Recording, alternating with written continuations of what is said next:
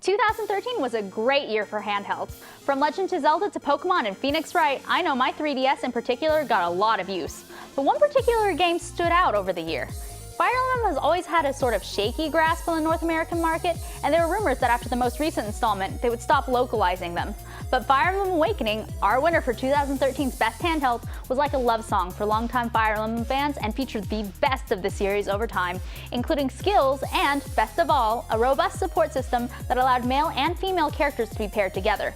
Their match would result in a child who had the traits of both the mother and father, and turn the game into a more replayable version where you could optimize the children's stats and skills. Couple that with a huge map and skirmishes, as well as some incredible DLC, and this game ended up taking up huge portions of time. And I loved it. Fire Emblem Awakening's enormous replay value, coupled with its enthralling gameplay, made it a must-play of the year and VGHL's Handheld of the Year. It's very rare nowadays for a game to be truly surprising. Last year's Frog Fractions was just that. What initially looked to be a simple flash game about a frog swallowing bugs and collecting fruit quickly evolved into a game of ever-increasing bad insanity that was part bullet hell shooter, part text-based adventure, and part historical retelling of the origins of the sport of boxing. This category is where we recognize games who do not reveal their true nature up front, and in which the very core of the game shifts, often multiple times over the course of the experience. This year, that game is Bubsy 3D, a game that appeared to be a fan-made revival of the long-dormant Bubsy franchise. In the game, you play as Bubsy, star of the once-hit video game series, as he collects orbs and talks to frogs on his way to the James Turrell art exhibit.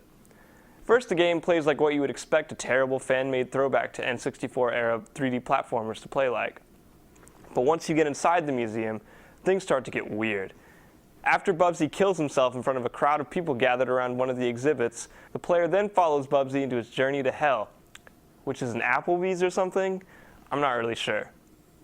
Once the player has seen Bubsy's journey to the end, they're able to enter the cheat zone, which allows the player to add a bunch of dumb modifiers to the game, such as Ghost Mode, which turns the game into an MMO.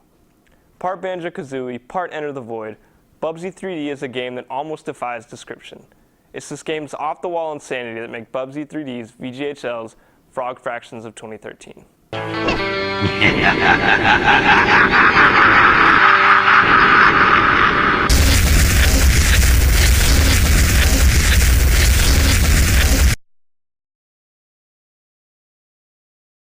Take it from a guy who hates competitive gaming almost as much as Kanye loves himself. Fighting games are hard.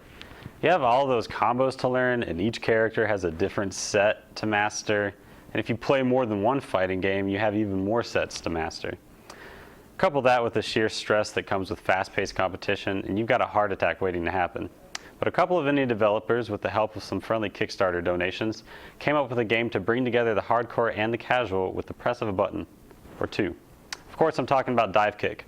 Released back in August of 2013, Dive Kick compressed all of the button mashing, combo grinding, mumbo jumbo of fighting games into two buttons: Dive, Kick.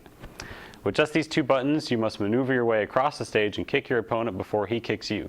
It's deceptively more intricate than it sounds. As you and your friends get better at the game, you'll go from racing to get to each other first to playing mind games with each other, fighting over space to secure the best possible spot for victory. Dive Kick boils down the endless move list into the key aspects of fighting games: space and timing. This makes it so that casual gamers can jump in and learn the game in a match or two, while competition gamers can enjoy the high adrenaline environment they're used to with fighting games. The gameplay isn't the only thing done well, though. The story and characters feature a myriad of fighting game tropes, parodies, and caricatures that hover somewhere between harshly clever and childishly crass. Each character has their own story to experience, usually overlapping with each other in classic fighting game fashion. Each character also has their own unique pair of special moves that add to their personalities, creating varying styles and experiences of each character. Dive Kick does an incredible job of making fun of fighting game genre while also paying it a lot of respect. It's an effective parody while still being a good game. That's why we think Dive Kick deserves VGHL's Best Download of 2013.